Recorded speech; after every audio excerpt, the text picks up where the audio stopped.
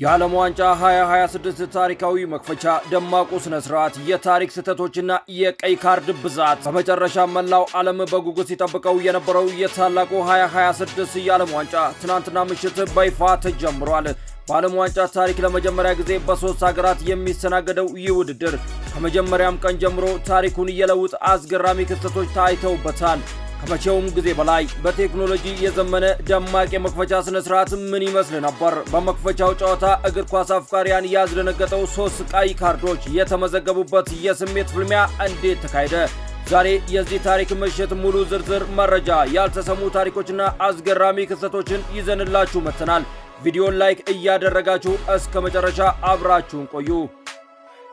ጨዋታው ከመጀመሩ በፊት መላው ዓለም በከፍተኛ መነቃቃት የሞላው ታላቅ የመክፈቻ ስነ ስርዓትም ተካሂዷል። ዝግጅቱ የተካሄደው በሜክሲኮ ታዋቂ አዝቴካ ስታዲየም ሲሆን በስታዲየምም የነበረው ድባብና ስሜት እጅግ የላቀም ነበር። የዘንድሮ መክፈቻ ልዩ የሚያደርገው የሶስቱ አዘጋጅ ሀገራት ማለትም የሜክሲኮ፣ የአሜሪካና የካናዳ ልዩ ልዩ ባህሎችን፣ ሙዚቃዎችና ታሪኮች በአንድ ላይ አቀናይዶ እያሳየ በመሆኑ ነው።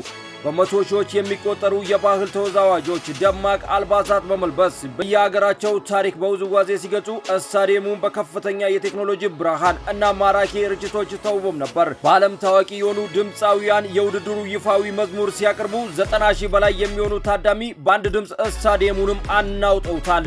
ይህ ዝግጅት የዓለም ዋንጫ ምን ያህል ታላቅና ሰላም የሚያከብር እንደሆነ ለዓለም በተደጋጋሚ ያሳየ እጅግ ስኬታማ ምሽት ነው ማለት ይቻላል። ይህ ደማቅ ስነ ስርዓት እንዳበቃ በቀጥታ ወደ መክፈቻው ጨዋታ ተሻገርን።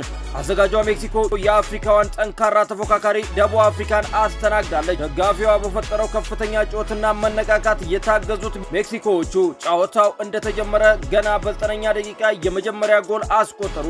ጁሊያን ኩኒዮስ ከመስመር የተሻገረለትን ኳስ በጥሩ አጨራረስ መረብ ላይ አሳርፎ ስታዲየሙን በደስታ አናወጠው። ከዚህ ጎል በኋላ ደቡብ አፍሪካዎች በፍጥነት ወደ ጨዋታው ለመመለስ በመካከለኛ ሜዳ ላይ ብልጫ ለመውሰድና ፈጣን መነቃቃት ለመሰንዘር ከፍተኛ ጥረትም አድርጓል። ነገር ግን የሜክሲኮ ተከላካዮች ግብ ጠባቂ የደቡብ አፍሪካን ሙከራዎች በብቃት ያከሸፈ ሲሆን ጨዋታው በሁለተኛ አጋማሽ ቀጥሎ በ67ኛ ደቂቃ ላይ አንጋፋውና ልምድ ያለው አጥቂ ራውል ኒሜኔዝ ሁለተኛ ጎል በማስቆጠር የሜክሲኮን ወሳኝ ድል አረጋገጠ። ጨዋታው በሜክሲኮ 2-0 አሸናፊነትም ተጠናቀቀ። ነገር ግን የዚህ ጨዋታ ዋናውና መላው ዓለምን እያነጋገረ ያለው ትልቁ ስህተት ጎሎቹ አልነበሩም። በሜዳው ላይ የተፈጠረው የስሜት መረበሽ፣ የታክቲክ ስህተቶችና የቀይ ካርድ ማቶች እንጂ። ፊፋ ለዘንድሮ ውድድር ያሰማራቸው ዳኞች በዲሲፕሊን ረገድ በጣም ጥብቅ እንደሚሆኑ ቀደም ብሎ ገልጾ ነበር። ይህን ያስተዋሉ ተጫዋቾች ግን ለቡድናቸው ትልቅ ዋጋም ከፍለዋል። በጨዋታው ሁለተኛ አጋማሽ ላይ በተፈጠረ ካርድ ጥፋትና የተጫዋቾች አለመግባባ ምክንያት የደቡብ አፍሪካ 2 ተጫዋቾች በተከታታይ ቀይ ካርድ አይተው ከሜዳ ተሰባረዋል። ይህ ለደቡብ አፍሪካ ትልቁ የታክቲክ ውድቀት ነው። የሚገርመው ግን ሜክሲኮዎች በቁጥር ብልጫ ጨዋታ በሰላም ማጠናቀቅ ሲገባቸው የታዊነት በሰራ ሌላ ከባድ ጥፋት ምክንያት አንድ ተጫዋቻቸው በቀይ ካርድ ሊባረርባቸውም ችሏል። በአጠቃላይ በመክፈቻ ጨዋታ ብቻ 3 ቀይ ካርድ ማየት በዓለም ዋንጫ ታሪክ እጅግ ብርቅይና ያልተጠበቀ ክስተትም ሆኖ ተመዝግቧል። በዚሁ ምድብ ሀውስ የተደረገው ጨዋታ ደግሞ ይበልጥ ማራኪና በታክቲክ የበለጸገም ነበር። የኤሽያዋ ንስር በደቡብ ኮሪያ ከአውሮፓ ጠንካራና በአካላዊ ብቃት ከምታውቃቸው ቼክ ሪፐብሊክ ጋር ተጋጥማለች። ጨዋታው መጀመሪያ ላይ በአካላዊ ብቃት በአየር ላይ ኳሶች የተቆጣጠረው ቼኮች ነበሩ። በአንደኛው አጋማሽ ላይ መሪነቱን በመያዝ ደቡብ ኮሪያ በራሳቸው ሜዳ ላይ አስጨንቀዋቸው ነበር። ነገር ግን በሁለተኛው አጋማሽ የኮሪያው አሰልጣኝ ያደረጉት የተጫዋችና የታክቲክ ቅያሪ ጨዋታውን ሙሉ ለሙሉ ቀይሮታል። ደቡብ ኮሪያ አስደናቂ ፍጥነትና የአጭር ቅብብል ታክቲኮችን በመጠቀም የቼክን የተከላካይ ክፍል ማተራመስም ችለዋል።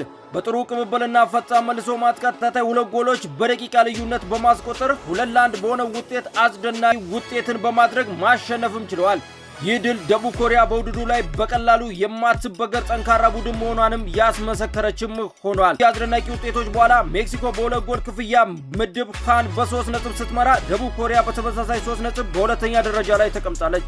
ቼክ ሪፐብሊክና ደቡብ አፍሪካ ደግሞ ያለምንም ነጥብ ግርጌም ተቀምጠዋል። የዓለም ዋንጫ ዛሬ በከፍተኛ ፍላጎትም ይቀጥላል። ዛሬ ደግሞ ሌሎች 2 አዘጋጅ ሀገራት ማለትም አሜሪካና ካናዳ የመጀመሪያ ምድብ ጨዋታቸውን ያደርጋሉ።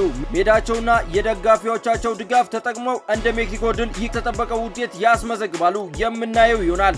የተከበራችሁ የቻናላችን ቤተሰቦች ስለ ዘንድሮ የዓለም ዋንጫ ደማቅ መክፈቻ፣ ስለ ቀይ ካርዶች ማዕትና ስለ ደቡብ ኮሪያ አስደናቂ ጨዋታ የእናንተ አስተያየት ምንድነው? ዛሬ ስለሚደረገው አሜሪካና ካናዳ ጨዋታዎች ውስጥ የእናንተ ግምት ምንድነው? ግምታችሁን አሁኑኑ ከታች በኮሜንት መስጫ ላይ ጻፉልን። የዓለም ዋንጫ አዳዲስ መረጃዎች፣ ትኩስ ሰበር ዜናዎችና ጥልቅ ትንታኔ በየቀኑ በፍጥነት እንዲደርሳችሁ ቪዲዮን ላይክ እያደረጋችሁ ቻናላችንን ሰብስክራይብ እያደረጋችሁ የደውል ምልክቷን ባኑን እንዳትረሱ። ስለተከታተላችሁን እጅግ እናመሰግናለን። በቀጣይ ቪዲዮ እስከምንገናኝ ድረስ መልካም የኳስ ቆይታ ይሁንላችሁ።